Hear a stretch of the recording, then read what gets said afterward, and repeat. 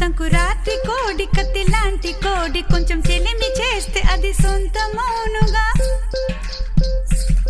సంకురాత్రి కోడి కత్తి లాంటి కోడి కొంచెం చెలిమి చేస్తే అది సొంతమౌనుగా.